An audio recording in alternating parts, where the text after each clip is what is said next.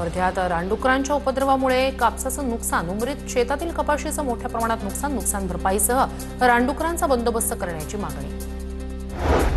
नांदेडमधील ऊर्ध्व पैनगंगा प्रकल्पातील कालव्याचं काम बोगस असल्याचा शेतकऱ्यांचा आरोप। पाहणीसाठी आलेल्या अधिकाऱ्यांसमोरच शेतकऱ्यांनी हाताने कालवा उखडून दाखवला। निकृष्ट दर्जाच्या कामावरून ठेकेदार आणि अधिकाऱ्यांवर कारवाईची मागणी। नंदुरबार जिल्ह्यातील 6 तालुके नुकसानग्रस्त म्हणून घोषित। आमदार डॉक्टर विजयकुमार गावित यांची माहिती। नंदुरबार तालुक्यातील आष्टे शनी मांडळ आणि खोंडमळ या 3 मंडळांमध्ये सर्वाधिक नुकसान। जळगावच्या भुसावळमध्ये शेळगाव बॅरेजचा जलसाठा 70कडे। भुसावळ यावल तालुक्यासह इतर गावांना सिंचनासाठी लाभ होणार। शेतकऱ्यांमध्ये समाधानाचं वातावरण। जळगावच्या 40गाव शहरातील जहागीरदार वाडीला जोडणाऱ्या डोंगरी नदीवरील पुलाचा भराव वाहून गेल्यानं नागरिकांची गैरसोय। 3 वर्षापूर्वीच पुलाचं बांधकाम करण्यात आल्यानंतर पुलाच्या दोन्ही बाजूचा भराव वाहून गेला। नंदुरबार जिल्ह्यात कापसावर लाल्या रोगाचा प्रादुर्भाव झाल्यानं उत्पादनात मोठी घट येण्याची शक्यता। आधी अतिवृष्टी आणि आता रोगाचा प्रादुर्भाव झाल्यानं शेतकरी पूर्णतः हवालदिल। धाराशिवमध्ये महापुराच्या संकटानंतर शेतकऱ्यांवर नवं संकट।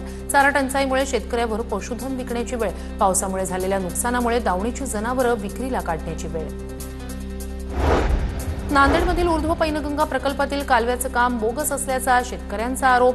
पाहणीसाठी आलेल्या अधिकाऱ्यांसमोरच शेतकऱ्यांनी हाताने कालवा उखडून दाखवला। निकृष्ट दर्जाच्या कामावरून ठेकेदार आणि अधिकाऱ्यांवर कारवाईची मागणी। जळगावच्या भुसावळमध्ये शेळगाव बॅरेजचा जलसाठा 70कडे।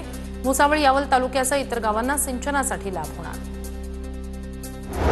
जळगावच्या 40गाव शहरातील जहागीरदार वाडीला जोडणाऱ्या डोंगरी नदीवरील पुलाचा भराव वाहून गेल्यानं नागरिकांची गैरसोय।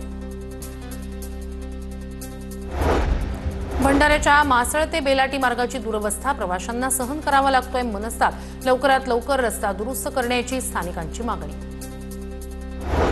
गोंदियात मध्यरात्री जिल्हाधिकारी कार्यालयाजवळ वाघाचं रेस्क्यू। पोलीस आणि वन विभागानं काही तासातच वाघाला बेशुद्ध करत केलं रेस्क्यू। रावेर नगरपालिकेच्या प्रारूप मतदार याद्यांमध्ये प्रचंड घोळ। प्रभाग क्रमांक 1 मधील इच्छुक उमेदवारांच्या तक्रारी। प्रत्येक प्रभागात जवळपास 200हून अधिक नावं वेगवेगळ्या प्रभागांमध्ये गेल्यानं मतदारांमध्ये संभ्रम। नंदुरबार जिल्ह्यातील 63 शासकीय आणि अनुदानित आश्रमशाळांमध्ये पटसंख्येबाबत सर्वेक्षण होणार। शाळेत कमी पटसंख्या वाढवून दाखवल्याच्या आरोपानंतर सर्वेक्षण होणार।